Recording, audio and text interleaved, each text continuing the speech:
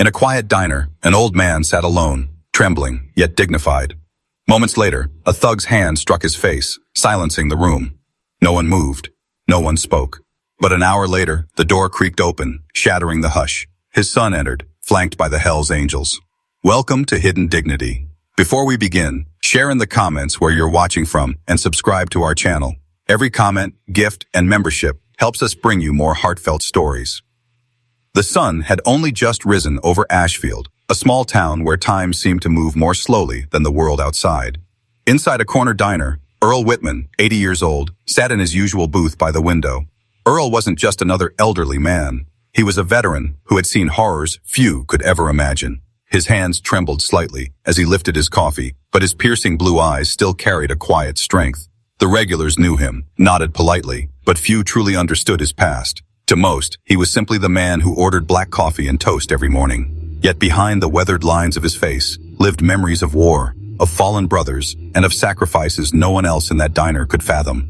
That morning felt no different from the rest. Thick with the smell of bacon and eggs, the chatter of waitresses, and the soft hum of an old jukebox, until the bell above the door chimed, ushering in a different kind of energy. The man who stepped inside didn't belong to Ashfield's diner. He was in his mid-30s, leather jacket thrown carelessly over his shoulders, anger heavy in his stride. His boots struck the tile with sharp echoes, each step daring someone to notice. His name was Trevor Cole, though no one asked, and no one dared to. Trevor's smirk carried open arrogance as he scanned the room. Some patrons lowered their eyes, hoping to avoid his gaze. He brought with him an air that promised trouble. Unlike the others, he didn't sit quietly. He dropped into a booth with a slam, barked for coffee, and tapped his fist against the table in impatient rhythm. His voice was harsh, grating, the kind that filled a room even when silent. Earl noticed him, but remained quiet. He had lived long enough to recognize storms before they broke. But this storm was closer than anyone realized, and it was about to break over him. Earl buttered his toast with steady, deliberate hands. Across the room, Trevor kept glaring, hunting for a target. The waitress, nervous but polite, tried to keep her voice even as she delivered his coffee. Trevor sneered at the cup. "This is the best you people can do? Mud water." His tone dripped with contempt. Patrons shifted uneasily, pretending not to hear, though every ear was tuned in. Earl, who had always believed in respect even toward strangers, lifted his voice just enough to carry. "Young man, there's no reason to speak to her like that. She's only doing her job." The diner stilled. Trevor's head turned slowly, his smirk twisting into something cruel. "What did you just say, old man?" Earl didn't flinch. His hands rested calmly on the table. "I said, be kind. It doesn't cost you anything." For a moment, silence gripped the room. Then Trevor rose. He walked toward Earl's booth, each step slow, deliberate, savoring the fear building around him. Earl neither moved nor blinked. When Trevor reached him, he leaned close, voice dripping with mockery. "Kindness. What does a fossil like you know about kindness?" Without warning, his hand lashed out. A sharp crack split the air as his palm struck Earl's cheek. The sound cut through everything, the clatter of dishes, the hum of the jukebox, even the waitress's unsteady breath. Earl's head tilted with the blow, but his gaze never left Trevor. No anger, no fear, only calm, quiet dignity. Trevor smirked, satisfied. "That's what kindness gets you." He spat the words, straightening to glare around the diner, daring anyone to resist. Nobody moved, nobody spoke. The room remained frozen in shame. Earl slowly dabbed the corner of his mouth with a napkin. His voice, soft but unwavering, carried across the silence. "You don't know what battles really are, son." The diner stayed locked in heavy quiet. Trevor strutted back to his booth, drinking his coffee like a man who believed he had claimed a throne. But no one met another's eyes. The air hung heavy with shame, not only for Trevor's cruelty, but for their own silence. Earl sat with his toast untouched, his hand trembling faintly now. He didn't cry, he didn't shout. He simply sat, shoulders squared, as though holding back the weight of memories only he carried. The waitress, her eyes wet, whispered, "I'm so sorry, Mr. Whitman." Earl gave her the faintest smile, one that held both forgiveness and sorrow. "Not your fault, dear." Trevor laughed loudly, forcing the room back under his shadow. "See, old man knows his place." He believed the moment was his. What he didn't know was that time always has its own way of evening the scales. Earl sat quietly, but inside, memories stirred like restless ghosts. He remembered being 18, crouched in trenches far from home, mud in his boots, fear pounding in his chest. He remembered brothers who never came back, men who gave everything for each other. And he remembered why he had survived, because someone had taught him that courage wasn't about fists or noise. It was about standing tall when the world tried to break you. Earl didn't care about the slap. His body was old, and pain was nothing new to him. What cut deeper was the silence that followed, the way everyone pretended it hadn't happened, the way no one rose to defend dignity. He didn't blame them, he understood. Fear is heavy. It silences even the strongest voices. Still, he whispered a prayer, not for himself, but for the stranger whose heart carried so much darkness. Trevor smirked across the diner, believing the battle was finished, but Earl knew that fights rarely end the way they begin. At a booth near the back, a young man in his 20s shifted uncomfortably. His baseball cap sat low, shadowing his eyes. He wanted to stand, to speak, but fear locked him in place. He glanced at Earl, shame tugging at him. Then his eyes flicked back to Trevor, whose laughter still filled the room. The waitress, trembling, poured another cup of coffee. Her hands shook so badly that some spilled onto the counter. She bit her lip and glanced toward Earl, silently pleading for forgiveness. Earl caught her eye and gave the smallest nod, as if to say, "It's all right." That tiny gesture sparked something in the young man's chest. But before he could act, Trevor slammed his hand against the table again. "Nobody got anything to say? That's what I thought." His grin widened, feeding on the silence. Outside, the faint rumble of a motorcycle engine drifted in. No one noticed yet, but that sound would soon swell, bringing change with it. Time seemed to slow. Each tick of the old wall clock grew louder, heavier, like a countdown. Earl sipped his cooling coffee. The taste was bitter, but grounding. Trevor sprawled in his booth, arms spread wide like a king surveying his throne. Customers shifted uneasily, glancing toward the door, hoping someone, anyone, might walk in. Someone who could stand where they could not. Earl's thoughts turned to his son, Caleb. He hadn't seen him in weeks. Caleb worked long hours as a mechanic in the city, a life rough around the edges, but built on loyalty and grit. Earl had raised him to respect others, to fight only when there was no other choice. Yet he also knew Caleb carried a fire within him, a fire not easily extinguished once lit. Earl whispered his son's name under his breath, a prayer more than a hope. Caleb wasn't here, not yet, but outside, the motorcycle rumble drew closer. A storm was rolling toward the diner. Trevor, restless, rose again and fixed his eyes on Earl. "You know what your problem is, old man? You think respect matters, but respect is weakness." His words dripped with venom, his grin daring someone to disagree. Earl met his gaze, his voice steady. "Respect is the only strength that lasts." Trevor laughed, sharp and cruel. His eyes swept the diner, landing on the young man in the baseball cap. "What about you, kid? Want to play hero? Stand up and I'll knock you down twice as hard." The young man froze, shame washing over him. Trevor smirked in triumph, then turned back to Earl, towering over him. "You think you're tough? Tell me, what does toughness look like now, huh?" Earl's silence was his answer. Not weakness, but defiance. Trevor leaned closer, his voice a low taunt. "You've got no one left to fight for you." Just then, the thunder of multiple motorcycle engines shook the air outside. Trevor's smirk wavered. The clock struck noon. The storm arrived. The roar rattled the windows, deep engines growling like thunder as the diner vibrated. Every head turned as the door swung open. The air shifted instantly. Leather jackets, heavy boots, and the presence of men who carried themselves with unshakable weight filled the threshold. At their center was Caleb Whitman, Earl's son, broad-shouldered, grease still beneath his fingernails. Caleb walked with the calm stride of someone who never needed to prove himself. Around him moved the Hells Angels, their patches bold, their presence undeniable. The diner inhaled as one, silence thick with awe and fear. Caleb's eyes went straight to his father. He saw the red mark on Earl's cheek. His jaw tightened, his fists curled. Without a word, Caleb crossed the room. Each step echoed like a drumbeat. Trevor leaned back, suddenly less sure. The balance of power shifted in an instant. For the first time that morning, Trevor's grin began to fade. Caleb reached his father's booth and dropped to one knee. He didn't speak at first. He only looked into Earl's eyes. Earl's calm gaze met his son's fiery one, and in that silent exchange, more was said than words could ever hold. Finally, Caleb's voice broke the silence, low and rough. "Who did this?" Earl, steady as ever, laid a hand gently on his son's arm. "It's all right, Caleb. Let it be." But Caleb's eyes lifted, finding Trevor across the diner. The Hells Angels stood behind him like shadows, their presence filling every corner. Trevor shifted in his seat, his arrogance now cracked with unease. He tried to smirk, but it wavered. Caleb rose, his voice carrying weight. "Stand up." The diner tensed.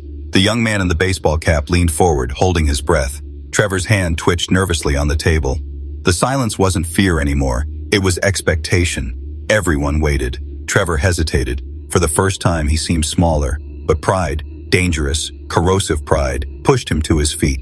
He rose slowly, trying to steady his breath, trying to hide the tremor in his hands. Caleb didn't advance. Not yet. His voice was calm, almost too calm. "You think it makes you strong to hit an old man?" Trevor forced a laugh. He had it coming. Caleb's eyes darkened. "That's my father." The words struck harder than fists. The Hells Angels shifted subtly, leaning forward, silent but ready. The diner held its breath, afraid even the clink of a coffee cup might shatter the moment. Trevor puffed his chest, desperate to regain the swagger slipping through his fingers. "What? You going to teach me a lesson with your gang?" Caleb shook his head slowly. "I don't need them to deal with you." The room froze. This wasn't about numbers. It was about truth. Earl's hand closed around Caleb's wrist with surprising strength. "Son," he said firmly, his voice slicing through the tension. "Don't." Caleb looked down, torn between rage and respect. Earl's voice softened, yet carried the weight of a lifetime. "This isn't your fight. This is his burden, not yours." Caleb clenched his jaw, fighting the storm within him. The Hells Angels stayed silent, bound by loyalty, but honoring the father's command. Trevor saw an opening, his smirk returning. "That's right, hide behind Daddy's wisdom." But Earl's eyes locked on him, sharp, unflinching. "You mistake restraint for weakness. That is your greatest blindness."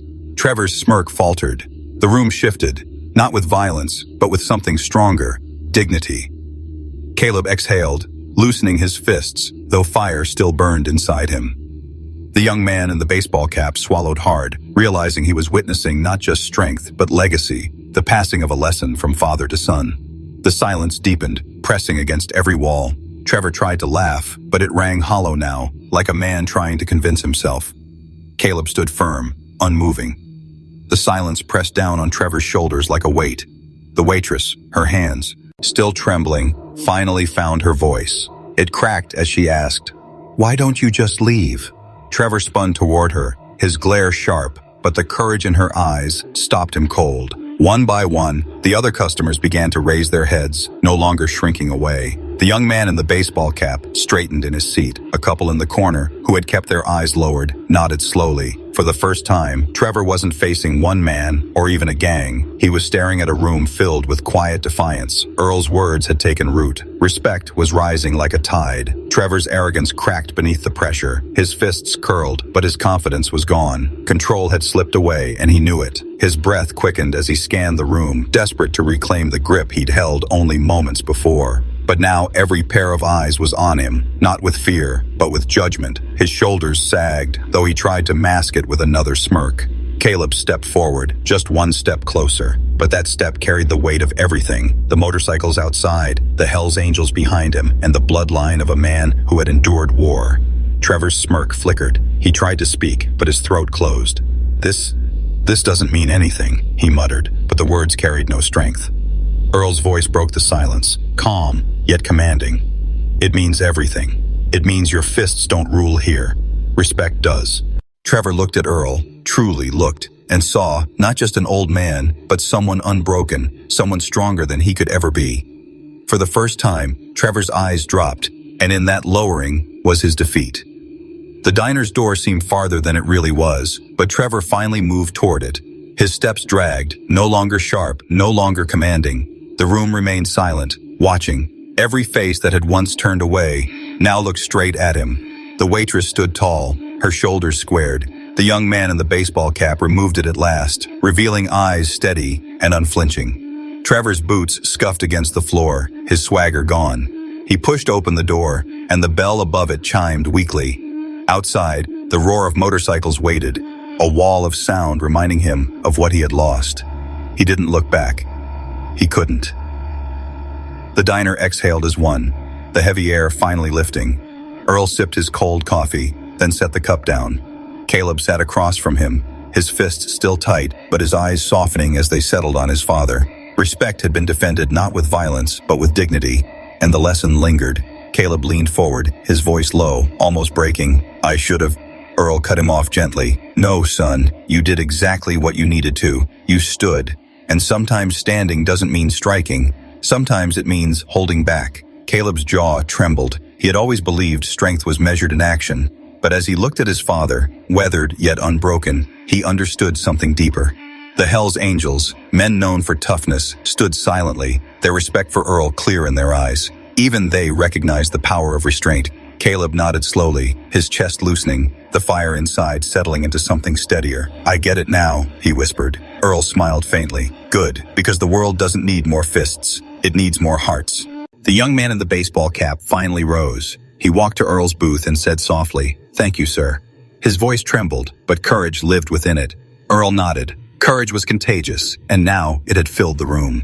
The diner slowly came back to life. Conversations resumed, tentative at first, then warmer. The jukebox hummed again, filling the silence with soft music. Plates clattered, coffee poured, and the air grew lighter, almost sacred. The waitress placed a fresh cup of coffee in front of Earl, her hands steady now. "On the house," she said with a smile. Earl thanked her, lifting it carefully and savoring the warmth. Caleb leaned back, watching his father with new eyes, not just as a parent, but as a man who carried an unshakable truth. The Hells Angels quietly filled the booths around them, their laughter low but respectful, like guardians at ease. The young man in the baseball cap sat taller, confidence flickering in him like a new flame. The diner wasn't just a place for breakfast anymore. It had become a place where silence was broken, where dignity stood firm, and where a lesson was planted in every soul present. As the afternoon sun spilled through the windows, Earl turned to his son. "Caleb," he said softly, "a man's true strength isn't measured by how hard he hits. It's measured by what he protects." Caleb swallowed, the words sinking deep. He looked at his father, the faint red mark still on his cheek, and felt both pride and sorrow. Pride that his father had stood tall. Sorrow that the world was often cruel to men who carried such dignity. Earl reached across the table, his weathered hand gripping Caleb's firmly. "Promise me, son, when the world pushes you, don't just push back. Stand taller. That's how you'll honor me." Caleb's eyes misted, but he nodded firmly. "I promise, Dad." The jukebox played a soft tune, almost like a hymn. Outside, the motorcycles rumbled again, ready to roll. Inside, an old soldier passed down the final truth of his battles. When Earl finally rose, the diner stood with him, not out of obligation, but respect. He tipped his cap to the waitress, smiled at the young man in the baseball cap, and patted his son's shoulder. Together, they walked toward the door. The Hells Angels fell in step behind Caleb like silent guardians. As they left, sunlight spilled across the diner floor, brighter than before. The customers sat in silence once again, not from fear, but reflection. They had witnessed something rare, not fists against fists, but dignity against arrogance. Outside, Earl lifted his face to the breeze. The roar of motorcycles surrounded him like an anthem.